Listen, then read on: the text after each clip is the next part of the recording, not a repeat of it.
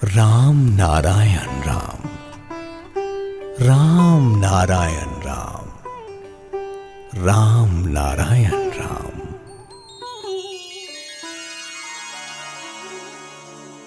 वेद के बारे में बहुत सारी बातें कर चुका हूं। हमारे जीवन मार्ग पर इस गंभीर तत्व की बहुत आवश्यकता है।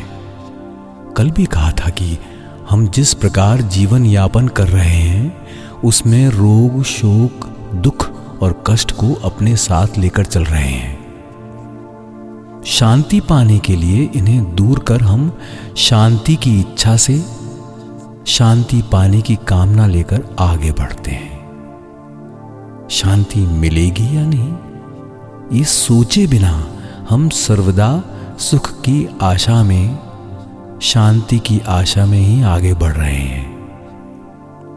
कई बार कह चुका हूं कि हम किसी न किसी प्रकार से उसी परमानंद की साधना कर रहे हैं, चाहे जानबूझकर या अनजाने में। वो परमानंद की तृप्ति है।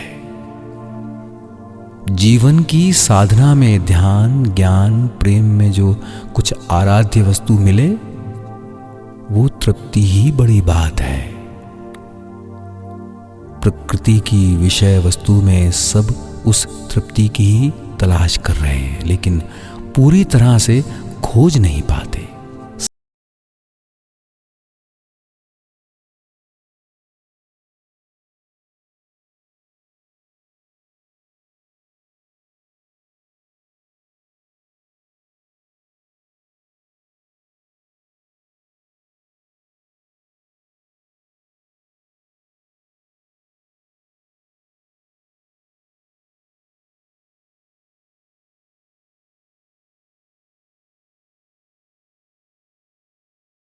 साधारण तौर पर हम जिस प्रकार जीवन व्यतीत करते हैं उसी साधारण बुद्धि से हमें हर बात का समाधान करना होगा। इस विचार को उधार लेने की आवश्यकता नहीं है। क्या ये जीवन केवल दुख, तकलीफ और आघात पाने के लिए है? इस विराट सृष्टि का मूल उद्देश्य क्या यही है कि हमें भेजकर वो हमसे कहे कि तुम इन्हें भुगतो? क्या इसका कोई अन्य कारण नहीं हो सकता? हम चल रहे हैं, पर हमारे रास्ते में क्या है, क्या नहीं, इसका पता नहीं चलता। इसीलिए लोग यहां शांति की तलाश करते फिर रहे हैं। यदि उसके बाद भी शांति होती, अगर ये पता होता कि इसके बाद भी कुछ है, तो ये बात नहीं सोचते। आज यही सोच रहे हैं कि इसके बाद क्या है, क्या होगा। इस संबंध में सब कुछ अज्ञात है। सृष्टि के नियम अनुसार सोचा जाए तो तुम इस प्रश्न का उत्तर आसानी से पालोगे। कक्षा में इसके बारे में कुछ संकेत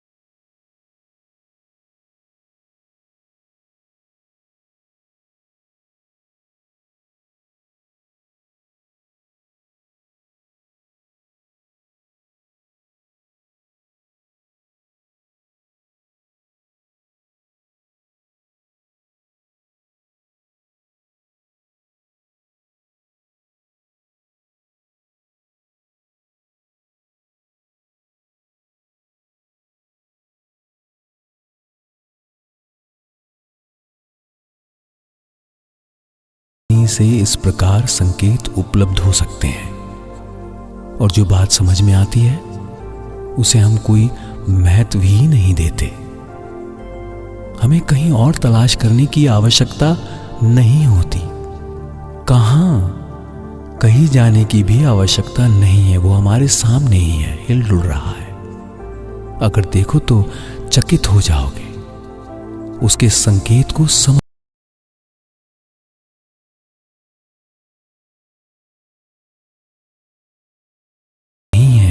सामने देख रहे हो कि तुम्हारे जन्म के पहले से ही हर समाधान को लेकर ही सृष्टि हो रही है। लाखों जीव अपनी आवश्यकता की हर वस्तु प्राप्त कर लेते हैं। ये चेतना लाखों वर्ष पहले जब इस पृथ्वी पर आई, उस समय तो यहां कोई नहीं था।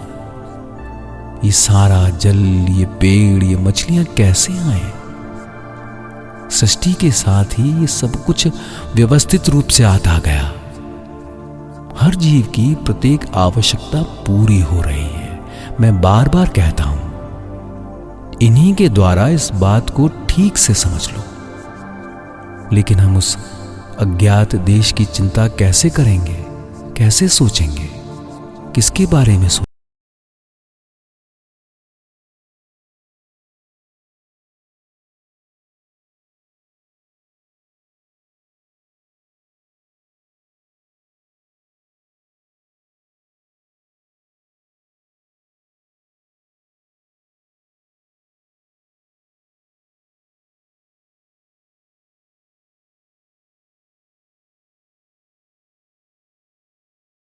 अनंत जगत का ये शून्य आकाश, उसका तत्व, उसकी बातें कैसे जाने?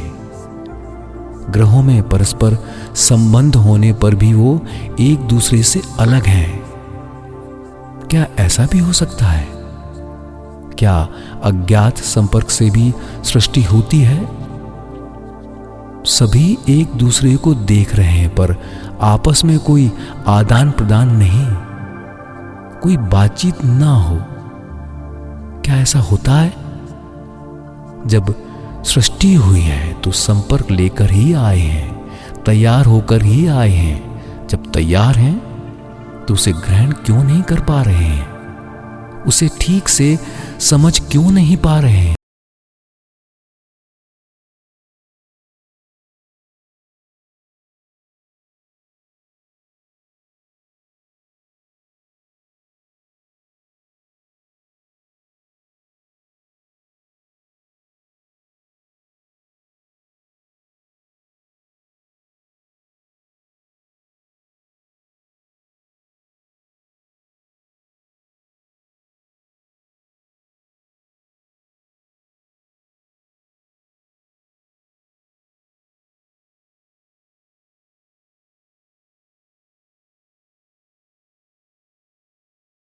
कोई अच्छा बजाता है, उसे सुनने की इच्छा होती है, और कोई ठीक से नहीं बजा पाता, कान में अंगुली डालनी पड़ती है।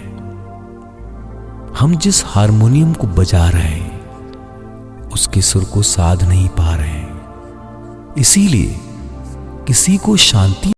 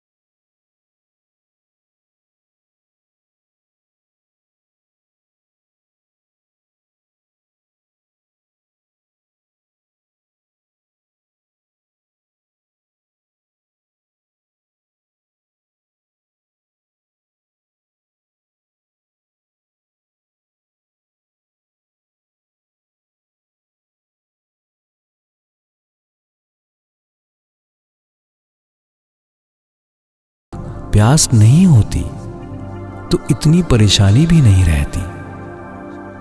बचपन में एक निमंत्रण में गया था, दाल ला ही नहीं रहे थे। भूख से पेट कुलबुला रहा था। उस समय पानी पीने की इच्छा नहीं होती, दाल भात ही चाहिए होता है। ये रोग शोक ये सब क्या भूख से होने वाली तकलीफें हैं या कुछ और? आवश्यकता ना हो तो इन झंझटों में पड़ने की कोई जरूरत है? अगर बात की बात स्पष्ट ना हो, हम हमेशा इनकी उपेक्षा करना चाहते हैं। परमानंद से, परमानंद की विषय वस्तुओं से इन्हें भर देना चाहते हैं। उस समय दाल भात और पुलाव खाने से तो कोई लाभ नहीं होता, ये भूख नहीं मिटती। परमानंद और उसका सुर ना मिलने पर ये भूख शांत नहीं हो सकती। इनकी उपेक्षा करना चाहते हैं। विभिन्न प्रकार से तृप्ति, परमानंद, चिदानंद को पाना चाहते हैं। एक के बाद दूसरी तकलीफ, अलग पीड़ा, गलत फहमी, कोई किसी और की बात नहीं समझता। दूसरों को खुश करना, पर हम इसके लिए तो यहां नहीं आए हैं। प्रकृति में जो इतना सुर, इतना सौंदर्य, इतना माधुर्य, इतना ज्ञान, बुद्धि, चेतना के इतने प्रकार, नियम, ये सब कुछ क्या अकारण है? इन्हें छोड़ा तो नहीं जा सकता। दुख कष्ट का बोध है, तभी हम जीवित हैं। अगर हाथ मरोड़ने पर ओह नहीं करते तो वो टूट जाता। सहन करने की एक सीमा है, वहीं तक सहा जा सकता है। उसके बाद ओह ओह ऐसा करने से हमारा बचाव होता है। आज हम आह ओह कर रहे हैं कि हमें बचाओ। ये अशांति, झमेला, झंझट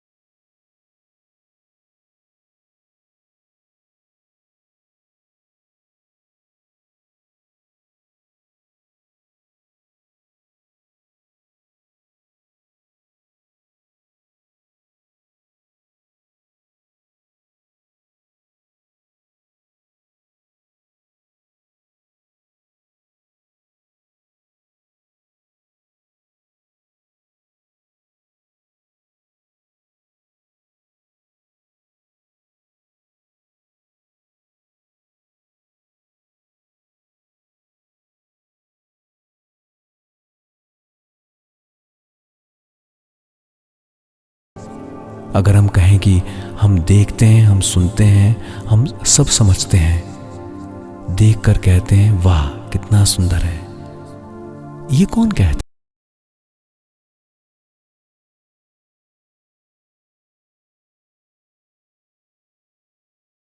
नेत है कि शून्य से उसे खींचकर नाक और जीभ के द्वारा प्रकट करती है। उसे देखकर, नाड़ी को देखकर समझ लेते हैं कि पूरे शरीर में क्या क्या है। हमारी इस नाड़ी को दबाने से कुछ नहीं होता। हम जो कुछ समझते हैं वो महाकाश का ही एक अंश है। इस दृश्यमान जगत से हम जो कुछ प्राप्त करते हैं उसी के माध्यम से महाकाश की बातें समझ लेते हैं, पर उसे तलाशने जाए तो वो नहीं मिल पाता है। मैं चेतना से परिपूर्ण हूं, फिर भी नहीं जानता कि ये सब कौन कर रहा है। जिस तरह शरीर में होते हुए भी शून्य में तस्वीर बनाने का कार्य कर रहे हैं, उसी तरह हम इस महाकाश में भी कार्य करते रहते हैं। दिनेश को लाखों टुकड़े कर देने पर भी उन टुकड़ों में उसे नहीं पाया जा सकता, पर जब उन्हें दोबारा जोड़ दिया जाए तो वो कहेगा कि हाँ मैं हूं। अगर हम केवल देह के इस संसार के संकेत को समझ लें तो उस पार के बारे में जानना कठिन नहीं है। हम जिसे अपने अंदर है बताते हैं वो ना होने के आकार में ही है। वही बता देता है कि जल आकाश में किस प्रकार ना होने की स्थिति में है। क्या वहां तुम जल को देख पाते हो? देख नहीं सकते, समझ नहीं सकते, पर ये कैसे कहें कि नहीं है? वो कहता है कि मैं ना होकर ही रहता हूं, खालीपन में ही रहता हूं, यही मेरा स्वभाव है। शून्य की ओर देख रहा हूं, इसीलिए लगता है कि मेरा कोई रूप नहीं है। मैं सीमाहीन होकर रहता हूं, पर सीमा ही मेरा रूप है। वर्ण में होकर भी मैं वर्णातीत हूं, गुण में होकर भी गुणातीत हूं। मैं उसी रूप में हर क्षण तुम्हारे अंदर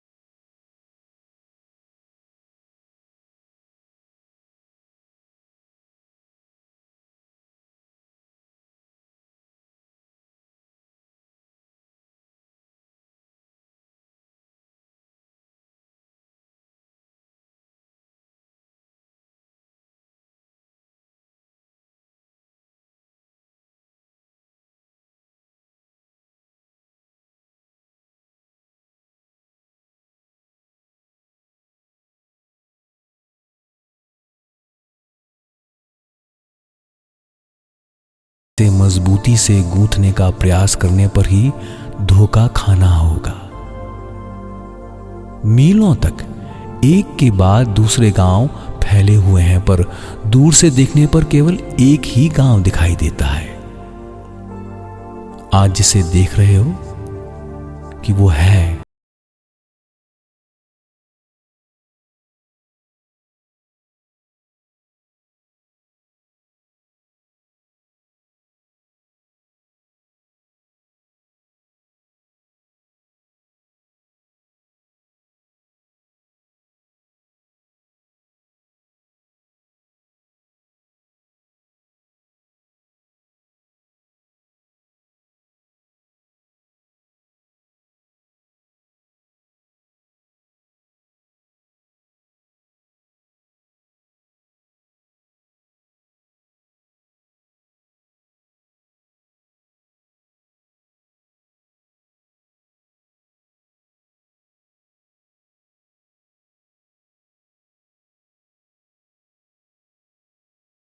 ज्यामिति की बात बता रहा है। तुम जो चल फिर रहे हो वो इस नहीं को हां बनाकर ही कर रहे हो। वो केवल बता रहा है कि पीरियड छोटा है, अतः पृथ्वी से अलग होकर चल रहा है। सीमा में रहकर, इस शरीर में रहकर भी उसे बना सकते हो।